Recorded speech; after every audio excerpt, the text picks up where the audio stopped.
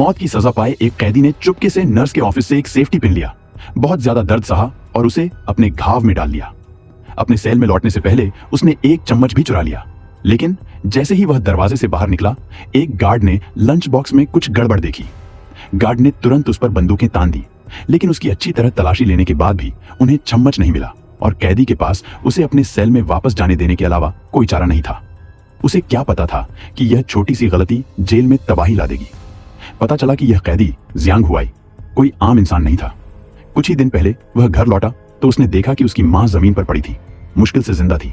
मरने से पहले उसने उसे बताया कि उसकी पत्नी ही कातिल है। इससे पहले कि वह कुछ समझ पाता, उसे तुरंत गिरफ्तार कर लिया गया और उसकी मां की हत्या के लिए फंसाया गया और मौत की सजा सुनाई गई।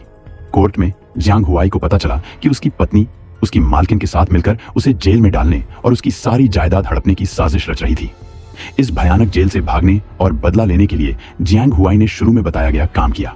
उसने न सिर्फ एक सेफ्टी पिन और एक चम्मच चुराया, बल्कि उसे दूध की एक बोतल भी मिली, पैकेजिंग फाड़ी और प्लास्टिक फिल्म की एक परत उतार दी। उसने इन 3 चीजों का इस्तेमाल करके जेल से भागने का प्लान बनाया। लेकिन अगले दिन एक्सरसाइज टाइम के दौरान नया वार्डन जेल में आया। जियांग हुआई को कभी उम्मीद नहीं थी कि यह आदमी असल में उसकी पत्नी शेन जिवेई का लव इंटरेस्ट था। वह भागने ही वाला था कि एक जेल गार्ड ने उसे डंडे से मारा और जमीन पर घुटने टेकने पर मजबूर कर दिया। उसकी पत्नी आई और उसका मजाक भी उड़ाया, ये कहते हुए कि जियांग हुआई को बुरा लग रहा होगा कि वह बॉल पकड़ने के लिए अपने हाथों का इस्तेमाल नहीं कर पा रहा है। जियांग हुआई ने उनसे कहा कि वे उसे ढकने के लिए बाहर अपनी गर्दन धो लें, लेकिन अचानक उन्होंने जियांग हुआई की बहन को भी अरेस्ट कर लिया। वार्डन ने एक एसेट ट्रांसफर कॉन्ट्रैक्ट निकाला और उसे उसकी स्टडी करने को कहा। उसे बताया गया कि या तो उसकी बहन आज मर जाएगी या वह साइन करके अपनी सारी एसेट उसे ट्रांसफर कर देगा। अपनी बहन की जान बचाने के लिए उसके पास साइन करने के अलावा कोई चारा नहीं था, लेकिन ये दोनों बिल्कुल भी भरोसे के लायक नहीं थे। शेन जिवेई ने उससे कहा कि वह उसकी बहन को नहीं मार सकती, लेकिन एक बिगड़ा हुआ अमीर दूसरी पीढ़ी उसे पसंद करने लगी थी और 3 दिन बाद उन्होंने जियांग हुआई की बहन को उस अमीर दूसरी पीढ़ी को देने का प्लान बनाया। जियांग हुआई गुस्से में था, लगभग पागल होने की हद तक। सब जानते थे कि वह अमीर लड़का कितना शैतान है, लेकिन गुस्से में भी वह कुछ नहीं कर पा रहा था। लेकिन जब जियांग हुआई को उसके सेल में वापस ले जाया जा रहा था, तो उसने गलती से वार्डन डियान और शेन जिवेई को उनके ऑफिस में एक बंदूक के साथ देखा, जिसे उन्होंने एक सेफ में बंद कर दिया था। यह देखकर जियांग हुआई ने तुरंत 3 दिन के अंदर भागने और बदला लेने का प्लान बनाया। 1 दिन की भी देरी उसकी बहन की जान ले सकती थी। यह सोचकर उसने जल्दी से एक चम्मच उठाया। क्योंकि जेल का गैराज इस दीवार के पीछे था, इसलिए उसने चम्मच से छत के पीछे जोर से खोदा, फिर खोदी हुई मिट्टी को अपने बिस्तर के नीचे छिपा दिया। अगले दिन एक्सरसाइज के समय उसने उसे अपनी पैंट की टांग से बाहर निकाल लिया। बार बार कोशिश करने के बाद उसने जल्दी से दीवार में एक छेद कर दिया, लेकिन जैसे ही वह अंदर घुसा, वह रुक गया। फिर जियांग हुआई ने दरवाजे के लॉक से प्रोटेक्टिव फिल्म निकाली। उसने पहले ही दूध के कार्टन से प्लास्टिक फिल्म को कॉम्बिनेशन लॉक पर चिपका दिया था। 2 घंटे कोर्ट पर काम करने के बाद उसने आखिरकार उसे तोड़ लिया। शिफ्ट बदलने का फायदा उठाकर वह चुपचाप वार्डन के ऑफिस में घुस गया।